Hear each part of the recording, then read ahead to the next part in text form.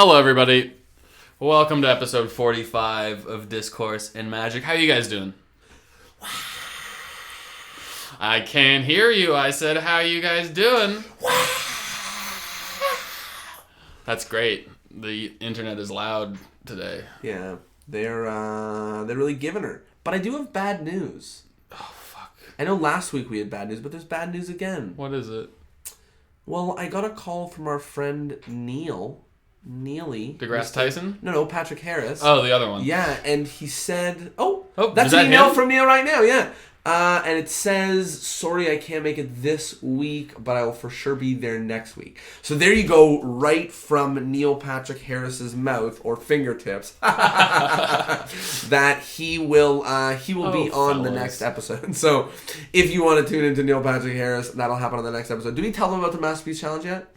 I don't think so. Okay, I'll tell them super quick. If you want to make your effects better, on February 15th, we are hosting a challenge. It goes 7 days long where you get an email straight to your inbox helping you make an effect that you currently do better. It's called the Masterpiece Challenge. Go to discourseandmagic.com/masterpiece. Yep. Any day before February 15th. Other than that, did I tell them about Nicholas Wallace? No, dive. God damn it. Deep dive right in there. So this was a good episode. We deep dove into topics like scripting and simplicity and other wildly important things in your show with the amazing Nick Wallace. So I'm going to stop talking quickly. No, not Marcellus Wallace. He's from Pulp Fiction. Or Pulp Friction. Or that's from Lee Asher. Oh, yeah. So, great episode with Lee. Yeah, Lee Asher. I mean, we already did it. No. Marcellus Wallace. Right, episode 45. Damn it. Nicholas. Okay. Nicholas Wallace. / episode Masterpiece. 45. No, that's okay. Discourse in Wallace. No, damn it. Discourse in magic.com/masterpiece. This is episode 45. Yes. Nicholas Wallace. Okay, yeah. Nick Wallace.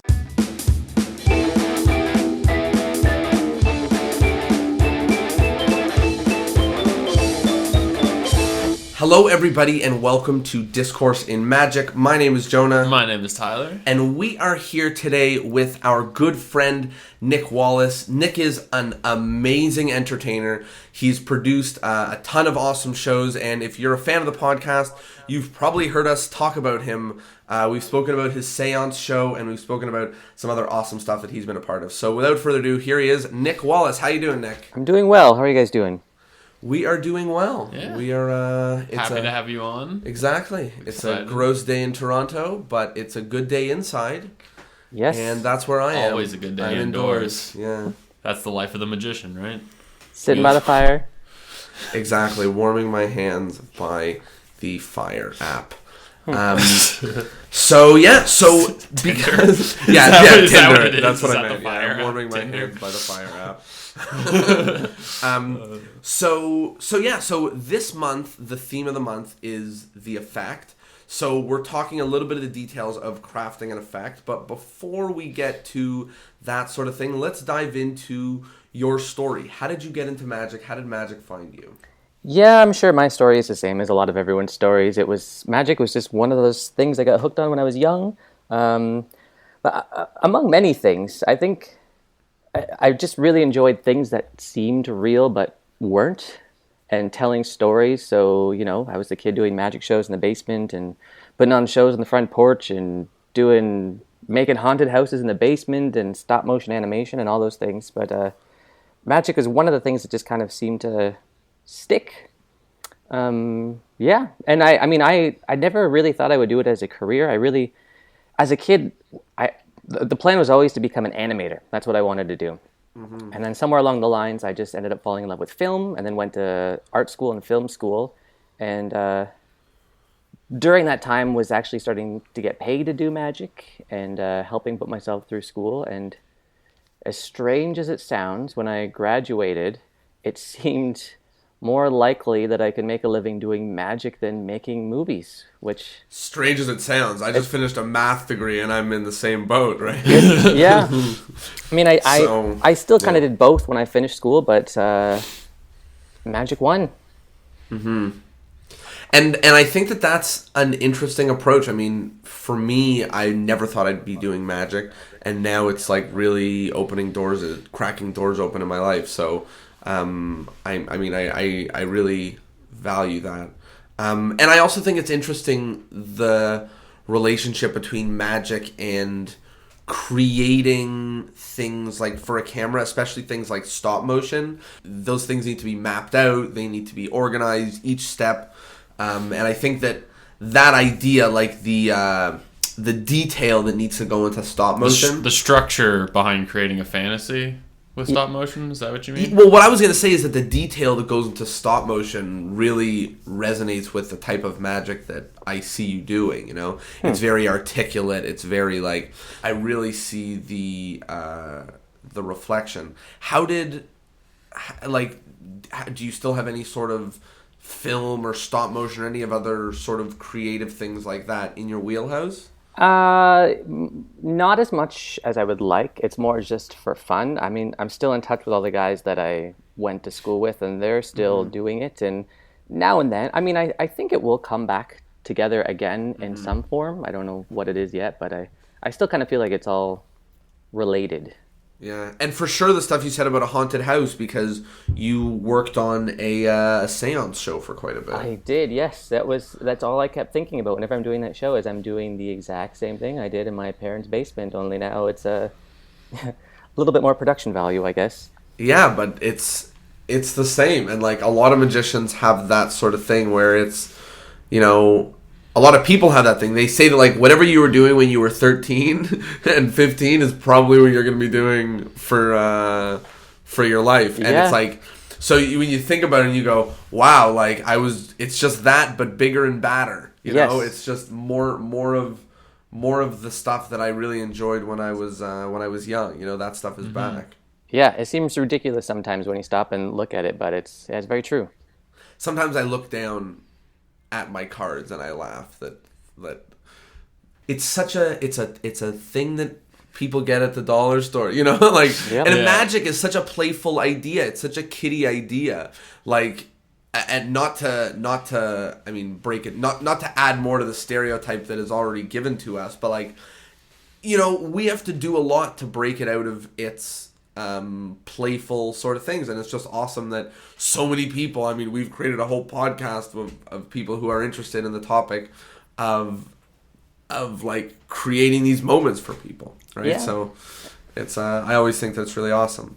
So let's talk a little bit about that seance show. In the last episode that came out of the podcast, we mentioned the show, and one of the reasons was we were talking about doing magic that creates different feelings within people, you know, and that it's not necessarily that we don't always want the same feeling in all of our magic, and that's where your seance show came up, because you were producing a little bit of different stuff. So will you explain a little bit about what that show was for anybody who has no idea? Sure, yeah, I'll give you the short rundown.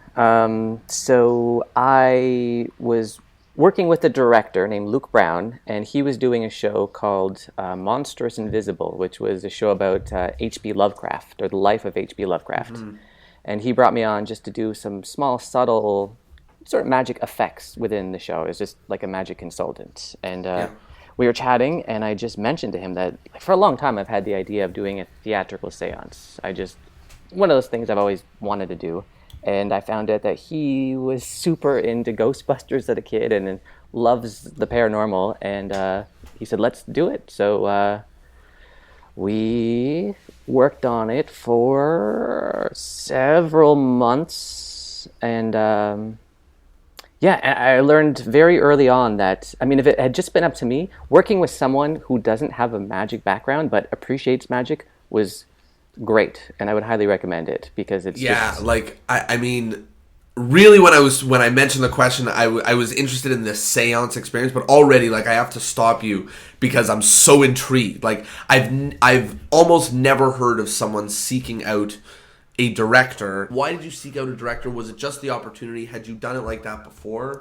Yeah, for a couple I started doing, I have to back up. I started doing the fringe circuit many years before that. And even when I first decided to do that, I knew, like, now that I've used a director, I don't know how really to do it without someone, because how do you objectively look at yourself when you're on stage and tell you what you should or shouldn't be doing? And just collaborating with someone is huge. So even back then, I had my brother, who he has a lot of, he's just an artistic guy. He's got a lot of film experience. So he directed some of the early Fringe shows I did. And and then I met Luke, who that's what he does. He directs plays, and we have a sort of similar, we wanted to create something, we knew we wanted to create the same thing. So it was just sort of just naturally sort of happened. How do you come at it from, and I mean already approaching it with a director, but how do you come at it from a theatrical point of view? Because that's something that I'm so looking for in my magic, but I end up with doing another trick. Yeah, I end up just adding another trick to my show. I'm going to back up a little bit more again, sorry. Keep doing it. Fill in all the gaps that I didn't, I mean. I was doing a little bit of stuff on stage prior to this, but I was doing corporate shows and private parties. But I think like a lot of people, all the material I was doing was stuff that there was no rhyme or reason for it. It was just stuff that I had learned a long time ago and was still doing it. And it was good, and I put them together, and that was my show. And then I had a good friend of the family who was doing a show at the Fringe Festival in Toronto. And this is the first time I went. And I went into, I think it was the Factory Theatre. And just going into this small theater that seats, I don't know, maybe it was 60 or 100 people, and just that anticipation of sitting down in this darkened room when the actor was already on stage, and I was like, this is where I want to do a show, this is it. And after that, I erased everything I had in the show and said, okay, I'm going to have 60 people who are making a decision to come see a show, which is way different than going into someone's home or a corporate event where you're interrupting people in a cocktail reception. Like, these people are deciding to go see a show. Not only are they going to see a show, but they're also going to see whatever title you put down, you know? And so like your name, your title, everything, all those preconceived notions. Yeah, and we forget too that most normal people see like a couple magicians in their lives. Yeah. And it's like, okay, these people are going to see a magic show. What would I want to see? Just, putting yourself in the seat. Like, what do I want to feel before the show even starts? And I think there you go. Like, feel. Yeah. Feel. And, Sorry, go ahead. Well, already, I mean, I think what that shows is something that I am such a big fan of, but no one seems to talk about, is an audience-first approach. Yes. Like, I always think about planning for the show, right? I'm always like, who's my target market? What is the show that I'm making for these people, right? So I really like that you fell in love with this small theater type thing, and then you said like, okay, I'm giving 60 people an experience, and you start thinking about who these people are, what preconceived notions they have about you going into your show, and then I think the number one thing is like, what would they want to feel? Yeah. Like you're delivering a once or twice in a lifetime experience to somebody, right? Mm-hmm. And like, do you really want to spend it on an invisible deck with no premise? Right. And like, I mean, invisible deck is a great trick. It's really magical, but it's just an example of like, possibly not affecting your audience, right? Yeah, I mean, sometimes what maybe an audience wants is just to have a really fun time. And if that's the case, just doing great magic for the sake of doing great magic, maybe that's enough. Yeah. But you can just do really wildly impossible stuff. Yeah, maybe. So let's talk about why you sort of picked seance as the theme or the feeling or the experience you wanted to make.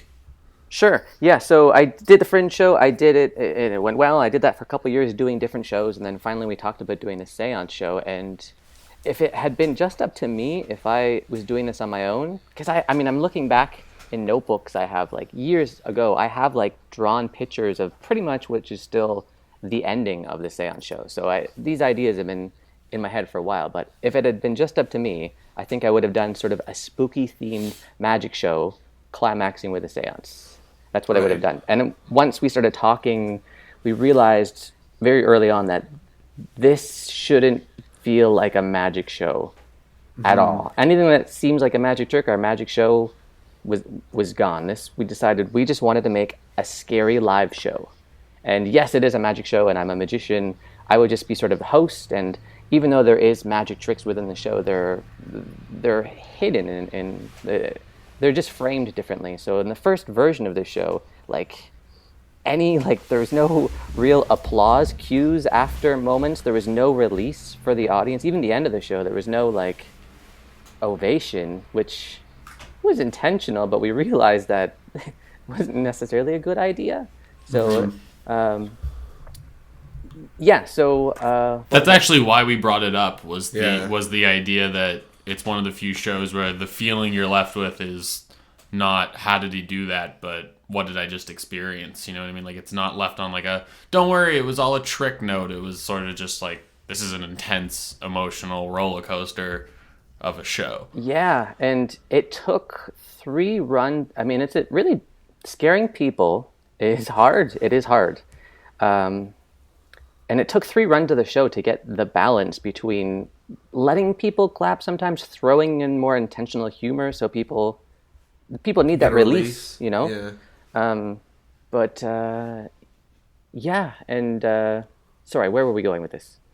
Well, I mean, first of all, I love the idea of, once you say that it's an experience and that it's theater, unlike magic, sort of trying to remove those magic moments, like the actual magic tricks, because that's kind of like what I was touching on earlier. Like, it's the part that's a little bit corny, it's the part that'll take people out of the experience. If they feel that they're seeing a trick, it's no longer this fantastical piece of theater. Do you know what I mean? Yeah. Everyone knows that it's not real, but that's not the point. The point is that they're experiencing it. Right. The first time we did this, that we had to keep reminding ourselves less is more. Like, there's a part of the show that uses a very big Ouija board with like 4 or 5 people standing around this 3x5 size Ouija board on a table. And early on, I was like, we're going to do we'll do a table levitation, like a big honking table. Yeah. And then we just realized, like, if you were with your friends in like an abandoned house or in a basement or something, and you're having a seance and the table levitated, you're done. Like, that's insane. How do you go up from there? Yeah. So we're like, we can't do it. It's too much. And yeah, you need to spook them. You don't need to. Yes, exactly. Right? But with that said, in the last version of the show, we do a audience member levitation now. So it's framed more like a stunt, like a light as a feather, stiff as a board type thing. Yeah. And then when we let go, they're really in the air for maybe like 3 seconds. So it still feels like a stunt, but... Like, it's just a moment that happens. Yeah. That's awesome. But again, we felt like we had to add something like that so people are reminded, oh yeah, this is... It's about the audience understanding the transaction. Like, okay, we know this is a show, but that was still really awesome and that was creepy and weird, but this is... Right. Yeah, that's the point I was going to make, was like, if you're at a magic show and a table levitates, you're not thinking which is your real. You're like, I just saw an awesome illusion, versus where if you were just doing a seance and a table levitated, that's life changing. Right.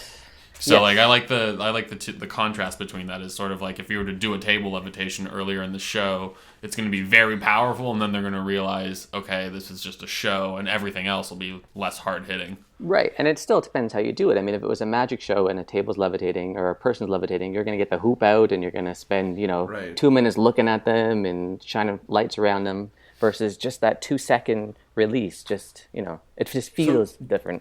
Do you think, and how do you think, a magician who's not trying to spook his audience can take something from that less is more? Because I really like that. I think that it's a really valuable nugget. We're always trying to do it all, but how can a magician take that advice not in terms of spooking people? Or do you think that advice is really saved for fear because you're trying to like tease at the idea? I don't know. I think it wasn't. The less is more wasn't necessarily about fear. It was about believability. I think we just decided if we do less, it feels more real. If that makes sense. Like again, without wanting them to think it's real, it just felt real. So I don't know if there's ways of doing in just magic, ways to make things just feel real, maybe without overproving something. I don't know. Like, I'm always a fan when I mean, I think that we often, like, I'll give you a funny story. I came up with a very unique performance where I was going back in time to find my grandfather in an audience, and then I did it. I was opening up for a friend's show, for Chris Mayhew's show, and I did the bit. It was for the first time I tried it, and it obviously went horrible because I for like 3 minutes I was explaining the whole time travel premise so that it all made sense, because like, I'm all interested in time travel and stuff, so I was explaining to people all the finer details of how I go back in time, and nobody cared. Yeah. Nobody cared, All they want is the hint of time travel, Right, yes. They just want to possibly think that it may or may not have happened. They don't want, like, they didn't come to see a lecture about time travel. Like, that's why you are doing, that's why you're interested in those things. But you need to get people interested. It's like, if you're a master at chess and your friend says to you that they're interested in chess, like, you have to do intro things. Right. You can't work on the level. Let's go over the Argentinian assault. Exactly. Like, you have to. So when someone is just enough to be like, "Hey, I'll go out and see a live performance of someone trying to spook me," like, you don't want to take the first step into a haunted house and have, like, the guy fall down and all the things happen, and you don't want to blow your load, so to speak. Well, in a seance show, there was probably 20 minutes in the show before there was anything that resembled a magic trick. Like, it was all just about setting a mood and anticipation. And so it was like storytelling and things like that. Yeah. We realized, again, the show was about ghosts and about the idea of just communicating with ghosts. That's what it was about. And to make it feel as believable and as scary as possible. Keeping in mind what we were saying about keeping things simple or simplicity, like in early versions of this show too, we tried working in local historical facts about the venue that we happened to be in, and since then we've totally simplified things. And I read a lot of ghost stories, and there's actually a Roald Dahl has in the 80s, I think he was going to do a television show that was just going to be an anthology of all great ghost stories. And for that show, he did research and read like 700 or 800 different short ghost stories and distilled them down to what he thought were the best 20 or 30. And the show never happened, but he turned those selections into an anthology, which you can find, which are like great.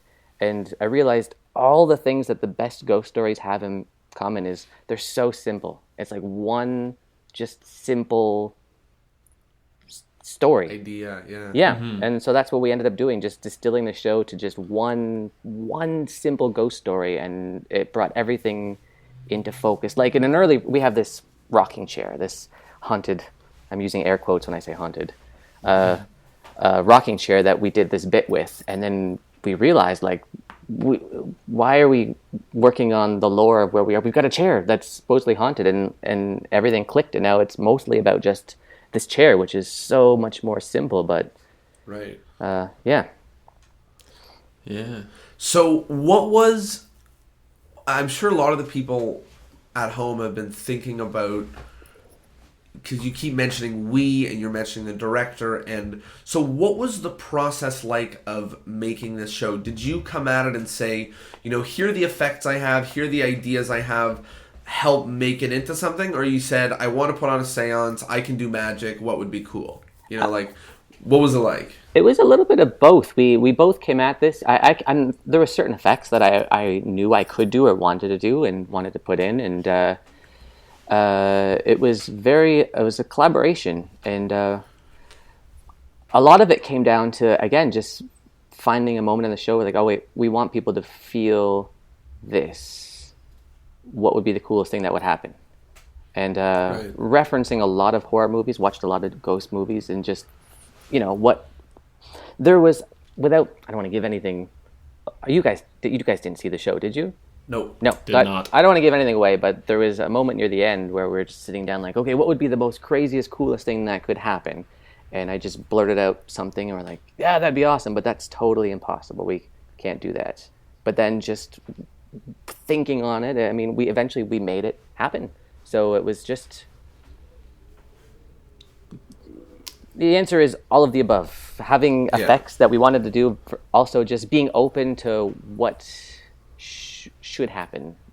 And also, like, one of the things that you had in that sense that a lot of people don't have when they're putting together a show, and this is advice actually that keeps coming back to us, is a premise to work with. Yeah. You know? And I know that the theme of this sort of month and talk is more directed on the effect. But I think that, you know, all of the things that surround the effect, whether it be your audience and who's there and all their preconceived notions, or something like the theme of the show. And that was what Aussie Wind had mentioned. He said, like, when putting together his show, it really started coming together after he gave it a name, you know, and after because then he sort of had a measuring post to, you know, measure things against. So I think that between a premise for the show and a director, you had a very solid ground that you built for yourself to create you know, an experience, not just a series of tricks. Right. Yeah, and I think I mean, I'm sure you guys have talked about this a bunch as well, but knowing who you are as a performer is really instrumental in figuring out the effects that you're going to do. I mean, this is something I'm still working on it, but once you know who you are, it dictates everything, you know, what you say, how you say it, and what you do. So how do you, and obviously, like, I mean, you just mentioned you're not an expert on it, and I mean, it's a thing that takes people often a lifetime to do, but how do you figure out who you are? And this is a question that we've touched on before on this thing, but how do you figure out who you are as a performer on stage? Do you try different personalities and find one that hooks, or do you just, like, put the hours in on stage until the real you shines? I think the second one makes and that's what I figure. Yeah, I mean, again, I've almost figured out what I'm doing on stage, but it's just finding ways to highlight that now. I mean, the best advice I've heard is you're basically an extension of yourself, whether you're highlighting certain points and hiding other points. It still kind of has to be you. Right.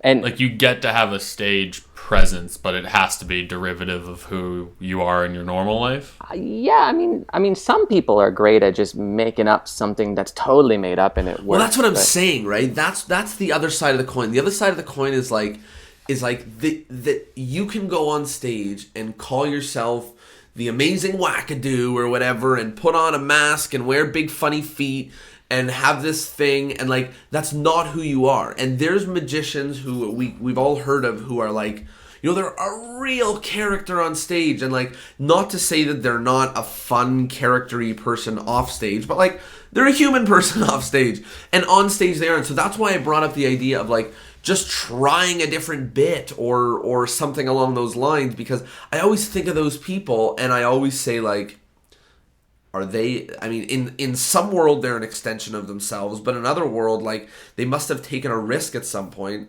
and said, like, let's be me except with this wacky difference, you know, like.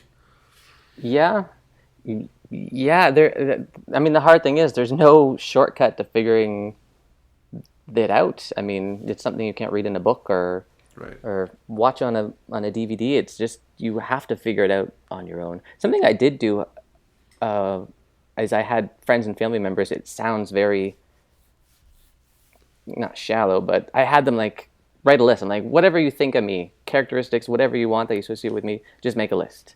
And then just looked at those lists and found things that I think could work. And doing it today. That sounds awesome. Yeah. That does sound awesome. And I think that one of the things about it, which is one of the keys that people forget, for our magic, not only our characters, but we don't know, or we should put a lot more effort into how our magic and our performances actually relate to people, you know? So one of the things that you just mentioned is not just that you heard what they said, but then you looked at those lists and you, like, tried to see what resonated, you know? Mm-hmm. So I think it might be a little bit of both, where a lot of it is just finding out who you are on stage, but sometimes I think that seems like a really interesting approach, you know? Really looking at who you are, looking at some of the qualities and trying to crank up the volume on those, lets it be an extension of yourself, but also you come at building your character in a forward-thinking way, in a planning way, and not in just let's see who I become in the next 9 years of performing. Yeah, and I still think it has to be, at least part of it has to be you. Otherwise, I think it would get tired and... and also one of the things that we spoke about very early in this podcast, and it was in terms of bringing, actually performing things that you have in your head, but, it's the same idea as, you don't want to resent the magic that you do. You don't want to resent being a performer. You don't want to get off stage and be like, ugh, finally I can take off my stupid hairband and be regular, you want to enjoy it. So you definitely don't want to paint a picture of yourself as a performer in some way that just makes you feel tiresome or bored or right. anything. Yeah, and I related a lot to stand-up comedians. They just good ones find a way of figuring out who they are and what's their voice, and then that dictates what material they do and how they do it. And so that actually the mention of stand-up comedians helps introduce another topic that I really wanted to chat with you about, and it's the premise of scripting. And the reason is because you are probably one of the most articulate magicians I know, both on stage and off stage. And I find for myself, off stage, if I'm teaching something or if I'm doing close-up and I'm really in the zone, I can be wildly articulate, and then I go on stage and I'm a babbling brook. And I'm just I'm talking quickly, I don't know what I'm saying, and I struggle to create a script because I struggle to really have an accurate feeling of what's going to be going on stage when I'm sitting at home with my brain and a computer. Yeah, it's easier to gauge the audience's reaction to who you are live than to anticipate it. And then, so that's my question. Yeah. What's your process like for scripting? Do you script, or are you just so wildly articulate that you could just go on stage and say anything? No. Anything I do on stage is scripted to a T. I had a wild feeling, and that's why I'm asking you this question. No. I do not think well on my feet. And I'm more confident and comforting, at least knowing I know exactly what I'm going to say. And then, but yeah, no, you're 100% right. When it comes to a new piece or a full show for that matter, I'll script the entire thing and rewrite it and rewrite it and rewrite it. And then I'll get in front of people and realize 50% of what I wrote isn't working, and then rewrite it again. And it's just constantly doing that until you figure it out. So do you actually, and I'm asking this both for myself and for the people at home, you actually write out every word and then recite the words that you read and then edit down those physical words, or do you write down points, ideas with a couple of surrounding things, try them, and then, you know what I mean? How detailed are these processes? Are you saying every word, or is it like cue cards kind of thing? No, when I do it, it's a full out script, every word. I can then deviate from that easily because I know where I'm going to go as soon as I get back on it. And I do have a bad habit, I think, of over scripting things, but I'd rather do that than under script it, because then you could just keep cutting it and cutting it and cutting it and cutting it. Yeah. Right. Do you do any of that live? Do you cut things out live, or once you have a script for a show, that's the one you're sticking to? It takes me many outings to. I'll at least try it once, and then there's big chunks that might not make it to the next round, but I don't. But you'll do what you planned on. More or less, yeah. Yes. Unless I realize I'm totally losing people, and then I might just get to it. But yeah. Yeah. How do you notice which parts of your script are or are not working? Do you record what you're doing and then sort of go through it with your script and highlight this didn't hit, or do you just do it by memory and what you felt on stage? I I really do. I keep meaning to just audio record myself during shows and then listen to it back afterwards. But I very rarely do that. That's the secret. It's actually, you're going like, ghosts are real. Yep, ghosts are real. But lately I've been lucky enough to be working with a director. So if I'm doing a show, he's got the script. They have notes. He's making notes, and then we sit down afterwards and then dissect it.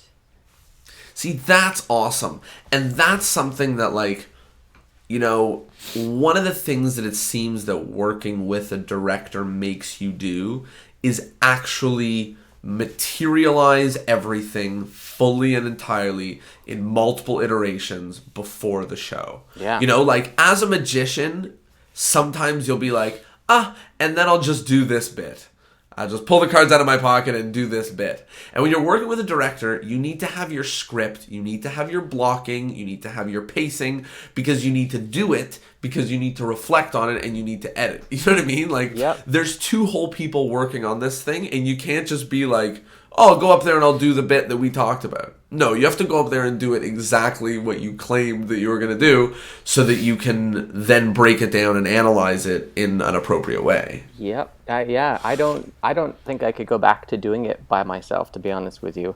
With that said, I mean, video recording yourself, I still do that a lot, and that's huge too. You just watch yourself and think, why am I standing like that? You know, and then fix just like that. Yeah, why can you only see half of my face right now? Yeah. What is going on? Yeah, and it's incredible. I mean, even though we're talking about directors and stuff like that, like, if you're competent enough to be performing on stage and filming your material to view it, you're competent enough to know when other people do stuff that looks bad, so you know when you do stuff that looks bad. Yeah, and right? And I'm sure you guys are the same way. Often, especially if I'm doing new stuff with them on stage, I'm not thinking at all clearly, you know? So no, your brain is full of wackadoo chemicals when you're on stage doing a new bit. You can't trust what you think then. Yeah, exactly. No, really. No, it's so funny. Like, I keep on talking to non-performers about what a performance high is, and they don't understand how, like, actually mentally and physically jarring it is to get up on stage and do something you're not fully prepared for. Yeah. But I mean, the preparation helps, and I think that that's a lot of what Nick's talking about, and I think that that's something that a lot of people can learn from. I mean, I've already sort of planned towards doing a lot more scripting, but I really like the idea of working with a director. How do you, like, I know this might sound like obsessive detail, but I'm just so interested, like, how do you memorize a full show and then execute that full show? Like, is it just, you just do it? Yeah. Like, it's just, you know, just time and time again. I think that's all. If I'm driving, it's just doing it, reading it. I just consulted for a show. It was Shakespeare, Comedy of Errors. And I sat there during rehearsals and thought the same thing. How are these actors memorizing all of this? This is insane. And then I forgot that I have like a couple 90-minute shows, one-man shows that I've done myself. And you just do it. I don't know. You just, when I'm driving, when I'm getting close and I actually need to like memorize this stuff, I'll have a script with me in the car and I just like talk to myself a lot and burn it in there. Do you write your scripts out of Microsoft Word, or do you do it in a script writing software? Yeah, I've got some script writing software. Which one? Just if I Celtics. Okay. I'm gonna say it wrong. Okay. That's fine. The only reason I'm asking is because I think that, like, putting yourself, like you said, you just mentioned the word actor, but like, we need to think of ourselves like actors, right? And one of the things that you're alleviating, which we've talked about in this podcast, is where, like, you know, as a performer, you're your own actor, director, producer, like editor, everything, script writer, everything. And you've basically said, like, let me share the role of director, you know, and creator, and make this a little bit better by putting some really powerful people behind me. Mm-hmm. And you have to play your part as the actor and script writer to write a bomb-ass script and put in the work to memorize it.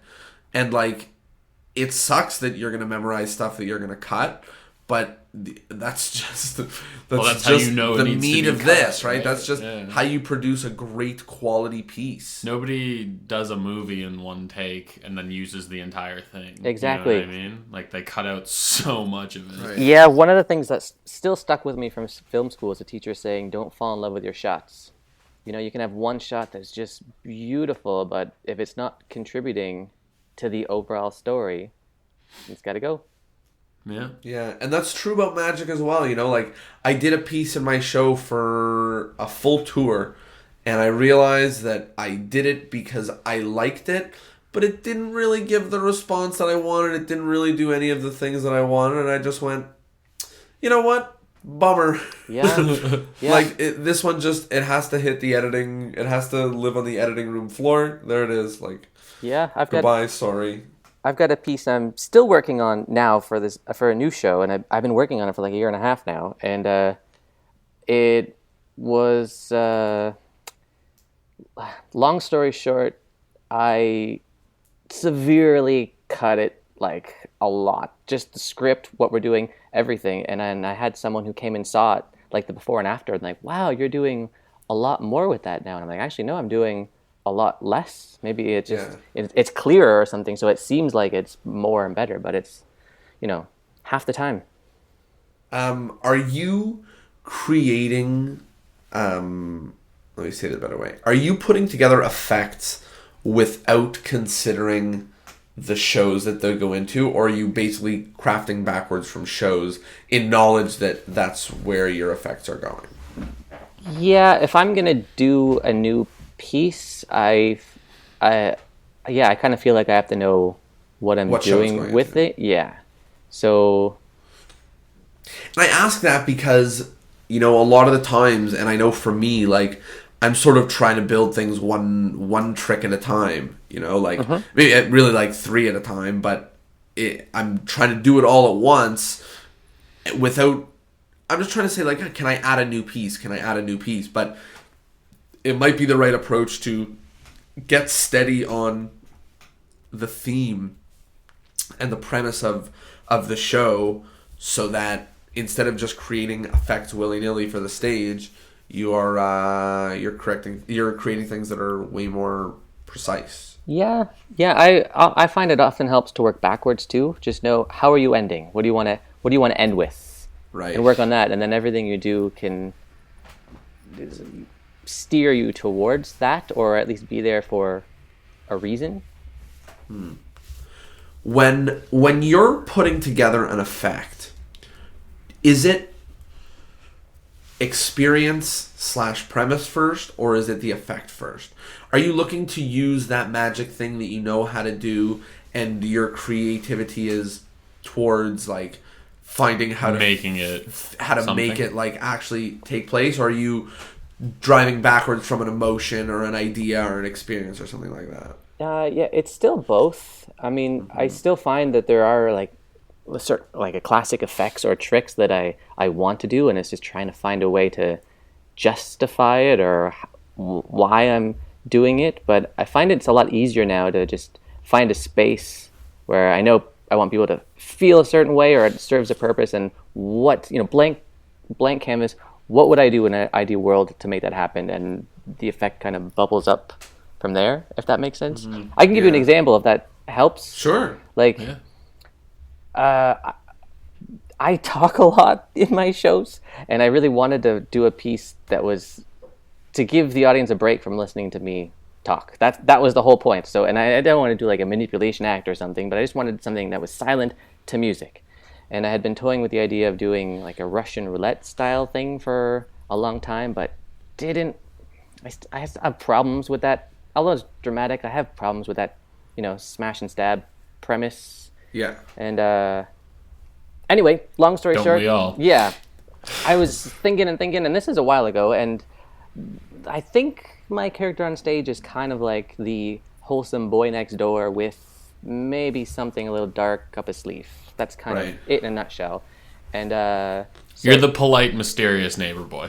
I think so, yes. Who's got some creepy stuff in his basement. maybe, but you don't. I really made know. you this doll. It's out of real animals. Or whatever. So I got the idea for a Russian roulette idea with Oreo cookies and a razor blade, and it was that wholesome milk and cookies with something dangerous. And then interesting. I also realized to solve the problems I was having with the smash and stab style routines is it kind of felt like you were showing off. I don't know. I just decided I'm going to do this as a vignette.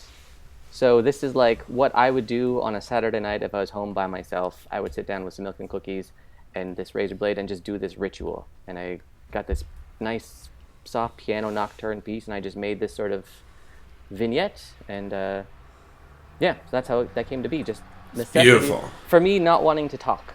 That's where that came from. Wow. That's awesome.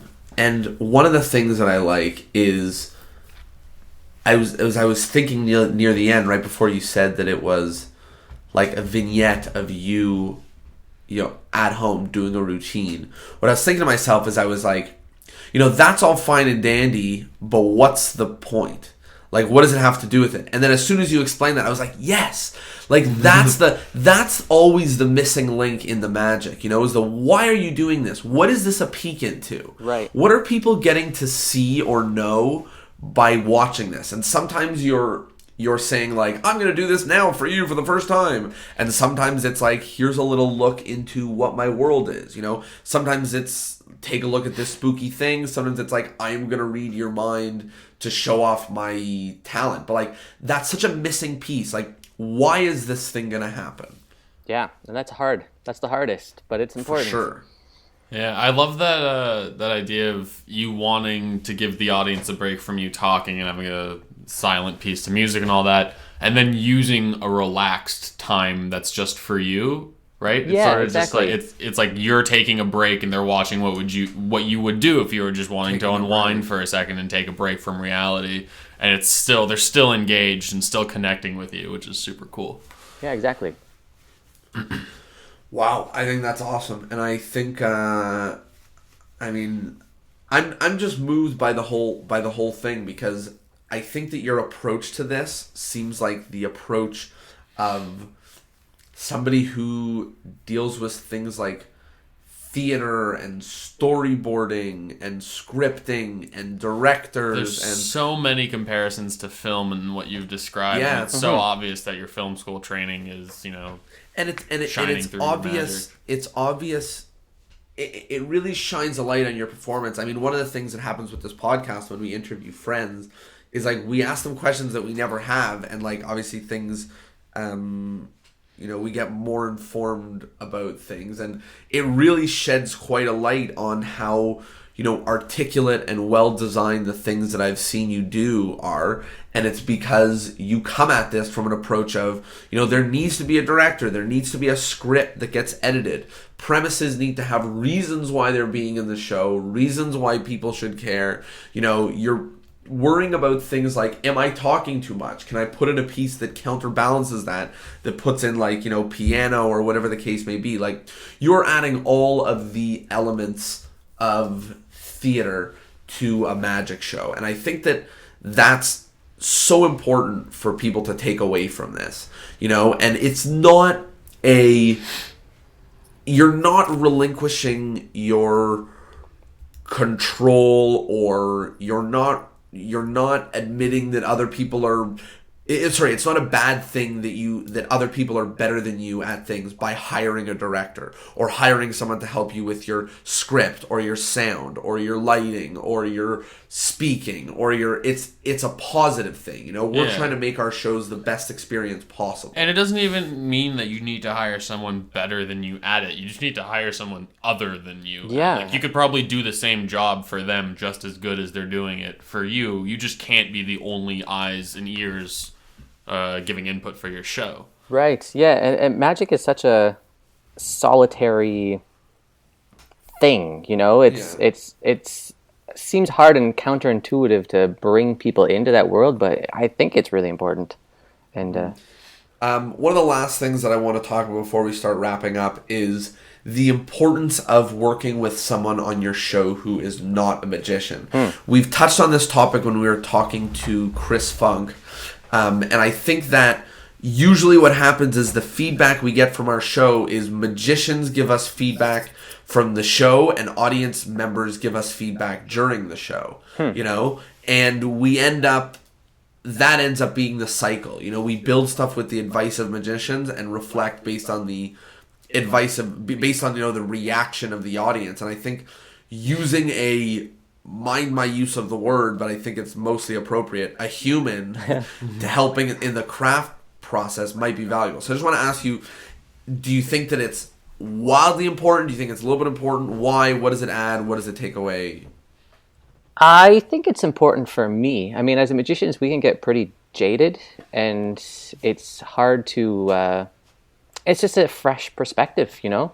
And it doesn't even mean you have to expose, necessarily, lots of secrets. I mean, Luke, the guy I work with, he's a big magic fan now, more so than he was before we started working together, I think. And he has learned a lot of secrets, but it's sort of a need-to-know basis. He might just say, like, why are you standing like that? Don't do that. I'm like, well, I kind of have to do this, do this. And he's like, oh, I get it. Well, maybe do it this way, you know? So... Yeah. I think that that's awesome. And I think that, I think that deciding to work with other people on your show is so amazing, and just to have a team going at something like that is, oh man, I just think that it's something that a lot of magicians are missing. I know I'm missing, and I know that I want more human beings on the creative side. And now that I think about it, one of the best shows that I ever put on was because I put it together with a theater friend of mine, and they were helping me. I was like, let me help this make sense, help this. And like one of the best premises I ever came up with, which was I did a sort of confab type thing on my camp tour, and it was about writing a letter home from camp and filling in those blanks. And like, that made so much sense. Like, and it was because someone said to me, I was struggling with how can I make this make sense, and they helped me brainstorm it. They helped me do the blocking of, never mind not having to give away methods.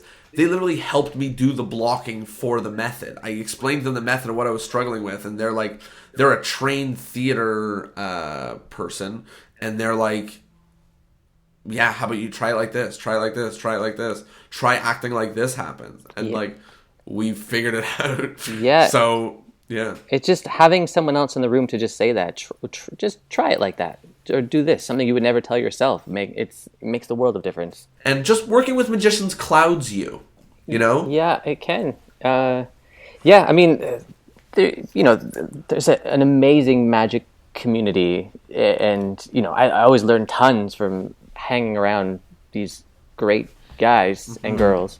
But there was a time where I did have to consciously take a step back and be like, nope, if I get too into this, it's a different, weird way of thinking, and it's not necessarily good. And I think that it's interesting to take your magic and to sort of take another artistic medium, whether it be theater or stand-up comedy or videos or whatever, and try to make it like that, you know, because we're trying to be more like the other arts, and we don't need more magicians doing the same crap. We need people doing interesting things and combining things. And, you know, now some of the coolest magicians are magicians who have hundreds of thousands or millions of subscribers on YouTube, right? Because they're combining magic and film, you know? And some of the most amazing magic that's happening today is happening in theaters. And comedian magicians are hitting the tops of the ranks because they're working the way that comedians work, you know? So really taking advice, what comes from the other art forms, I think is wildly important. Yeah, for sure. Awesome. So now we're about wrapping up. One of the things that we do when we wrap up the episodes is we talk about something that we loved from the episode, which I mean we just did, but I will just mention I'm in love with the idea of scripting, and it was just cool to deep dive and hear you say, yes, I script every single word. Yes, I memorize it all. Yes, I cut it all. Yes, I do it for myself and for the director that I'm working with. And I think that it might be information and the pat on the back that a lot of magicians need to hear. I know that it's what I need to hear. So that was a super valuable part for me. Tyler, what about you? There's a bunch of stuff that is on my mind right now. First of all, I love deep dive instead of dive deep. That's great. I'm going to say deep dive from now on.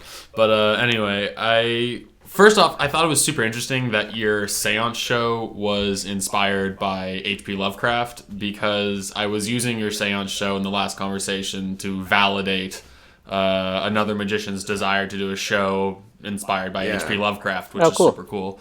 And I keep hearing the film director in you when you start talking, and when you're talking about how like you have things that you can do that work for your story, and then these sort of more far-fetched concepts of like, oh, there's no way we could end our show like that, but that's sort of something that you find in film too, where you're like, I want to put this in my movie, but how do I shoot it? I don't have the budget, I don't have whatever, and the whole idea of working with a team and working in the realm of what is known to be possible and what you have to figure out, and just really coming together to create and craft a story with more than one person is really inspiring to me, because it shines through in your work. Cool. And Nick, was there any part of what we spoke about, not necessarily us two, obviously mostly you, but that you thought was of the height of importance for a magician? Oh, one thing we talked about that I have to constantly remind myself is just that, was it Tommy Wonder who called it the mind movie? I don't know, but just putting yourself in the audience's position, and just that idea. People are gathering to see a magic show. Put yourself in that chair before the show even starts. Like, what do you want to feel and see? And just using that as a starting point to designing anything. Just constantly reminding myself that that's a good place to start. Yeah, working backwards from there. Yeah, just that sense of anticipation that you could do anything. You're going to be sitting here for an hour. Anything can happen. What do you want to happen? Amazing. We have at least millions of magicians listening to this right now. Do you have a word of advice or word of warning or anything for them? It does not need to be related to the subject. It could be, but we've had anything from positive to negative to anything. So do you have anything to tell all the magicians ever? Anything about anything? Oy. Yeah. Do good magic. I don't know. We hear that a lot. Yeah. We hear that a lot. A lot of people. Like I said, you forget people don't see that many magicians in their lives. So yeah, it's like a plea. If you have people gathered in front of you, it's, their undivided attention. What are you doing that's worth their time? Make it good. Thank you. Be worth their time. There you go. Yeah. I think that's great. Nick, where can people find you on the World Wide Web? I'm out there. My site, nickwallace.com. I'm on Facebook and Instagram too. So I'm on Twitter too, but I probably won't be twittering anything. So Twitter's no fun. Twitter's only for racists and people wanting to attack them. There you go. Twitter's no fun. Okay, well, thank you so much, Nick. That was an awesome conversation, and I think some great food for thought, and I think actionable material for people who are working on a show and working on putting a trick together to try to, treat it like the piece of theater that it is and put in the effort that it takes to do that, and you will, of course, reap the rewards by doubling down on what you're doing. Deep dive. Yeah.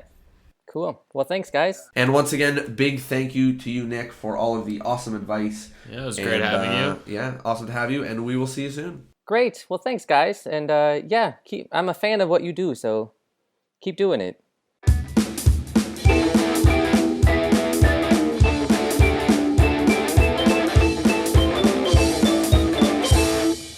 Okay, later. So, looks like it's just me and you guys now, eh? Wow, I don't think I've ever sat down just one-on-one, me and you. This is he's my Jonah, he's my social crutch. There's a lot going on. I'm excited. I don't talk so much on the podcasts. He's very, he likes to sort of take the reins, which I greatly appreciate, because or else I'm just rambling like this. But, I do get excited. I'm passionate about what I do. I like the nitty gritty and the theory. So, I guess I should just tell you, there's this awesome piece of content that's been put together, and it's a challenge, like a personal challenge for yourself that starts on the 15th of February. And if you go to discourseandmagic.com/masterpiece, all the information is there. It's the Masterpiece Challenge, and basically it's 100% free. It's a 7-day long challenge where for 7 days in a row you're going to get the next step of each thing, and it's how to take your effect and craft it into your own personal magic masterpiece. And there's a lot of work going into it, and I'm genuinely excited. Yo, I'm back. Do you want to record the outro? No. Yeah, you know what? You just do it. Okay, I'll record the outro. You just do it.